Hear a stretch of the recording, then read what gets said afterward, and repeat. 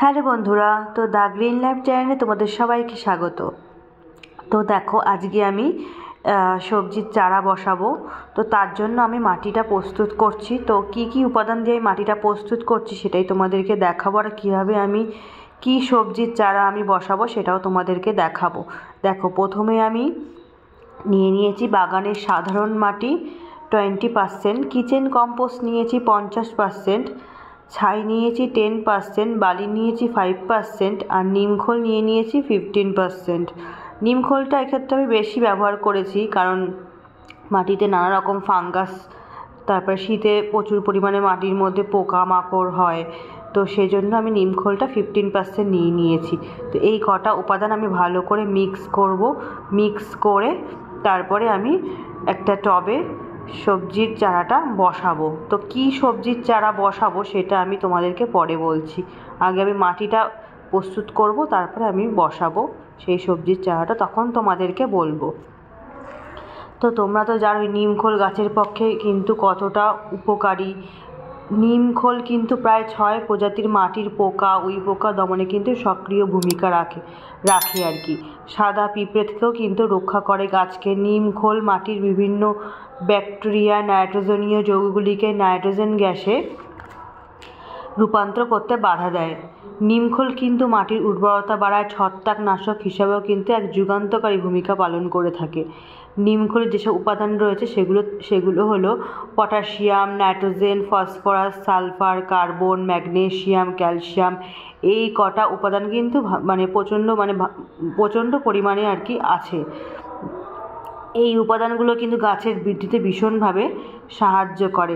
নিমখোল কিন্তু গাছের শিকড় বৃদ্ধিতেও কিন্তু সাহায্য করে, পানির ধারণ ক্ষমতা বাড়ায়, এবং কিন্তু মাটির যে বায়ু চলাচল স্বাভাবিক রাখে। মাটি শোধনের জন্য নিমখোল কিন্তু ব্যবহৃত হয়, যা মাটিকে সমৃদ্ধ রাখে।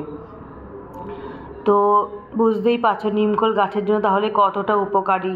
যে কোনো গাছে কিন্তু নিমখোল ইউজ করা যেতে পারে মাটির মধ্যে।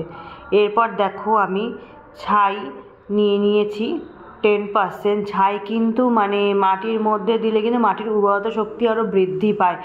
এছাড়া কিন্তু মাটিতে বিভিন্ন ফাঙ্গাস, পোকামাকড় দমনেও কিন্তু সাহায্য করে, গাছপালার বৃদ্ধিতেও কিন্তু ভীষণভাবে সহায়তা করে, গাছের ফুল ফল বৃদ্ধিতেও কিন্তু সাহায্য করে। তো আমি সেই জন্য আর কি ছাই 10% নিয়ে নিয়েছি। এরপর দেখো, আমি কিচেন কম্পোস্ট আমি এর আগে 50% দিয়েছি, তো আরও একটু দিচ্ছি। এটা হচ্ছে ভার্মি কম্পোস্ট, কিছুটা পরিমাণে আমি দিয়ে দিচ্ছি। কিচেন কম্পোস্টও আমি দিয়েছি, ভার্মি কম্পোস্টও আমি কিছুটা পরিমাণ দিচ্ছি। ভার্মি কম্পোস্টও কিন্তু গাছের বৃদ্ধিতে কিন্তু সহায়তা করে, মাটির উর্বরতা শক্তিও কিন্তু বাড়ায়, আর হচ্ছে ফুল ফল বৃদ্ধিতে, শিকড়ের বৃদ্ধিতে কিন্তু সাহায্য করে। তো এই ভার্মি কম্পোস্ট যেটুকু আমি দিলাম ওইটুকুই দিয়েছি, কিন্তু এই ভার্মি কম্পোস্ট কিন্তু আমি অনলাইন থেকে কিনেছি। আর কিচেন কম্পোস্ট আমাদের বাড়িতে তৈরি করা আর কি সার, বাড়িতেই আর কি মাটি তৈরি করা হয় সবজি পাতা পচিয়ে।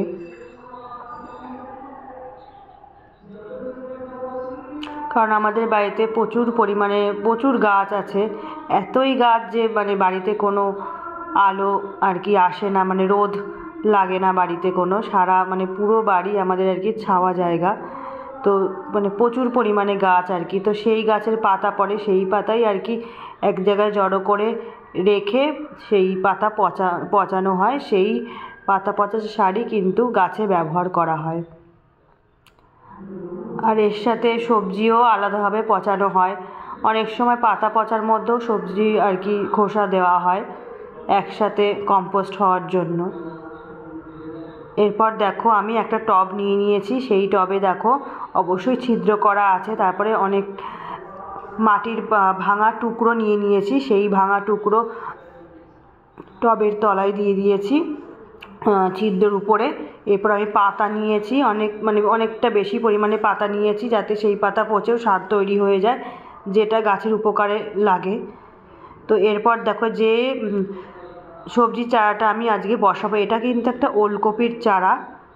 তো এই ওলকপির চারা যখন কেনা হয়েছিল খুবই খারাপ পরিস্থিতি ছিল, একদম মানে পাতা টাতা সব পচে গিয়েছিলো। আমি বসিয়েছিলাম অন্য একটা জায়গায়, তো সেখান থেকে দেখো আরও নতুন নতুন পাতা গজিয়ে মোটামুটি একটা ভালো পরিস্থিতিতে এসেছে। তো সেই গাছটাকে আমি এখন এই টবে রিপোর্ট করছি। তো দেখো আমার গাছ বসানো হয়ে গেছে, এরপর আমি জল দিয়ে দেবো ভালো করে। তো আমার ভিডিওগুলি যদি আপনাদের ভালো লেগে থাকে তো অবশ্যই লাইক, কমেন্ট, শেয়ার এবং সাবস্ক্রাইব করতে ভুলবেন না। আর এই ধরনের যদি আপনারা ভিডিও দেখতে চান তো অবশ্যই কমেন্টে জানাবেন। তো দেখো আমার গাছ বসানো কমপ্লিট হয়ে গেছে, তো এবার জল দিয়ে দিচ্ছি। তো আপনারাও চাইলে কিন্তু এরকম টবে বা যে কোনো মাটির পাত্রে বা গ্রো ব্যাগেও সবজি বসাতে পারেন আমার মতন ছাদ বাগানে। তো আজকের মতো এইটুকু।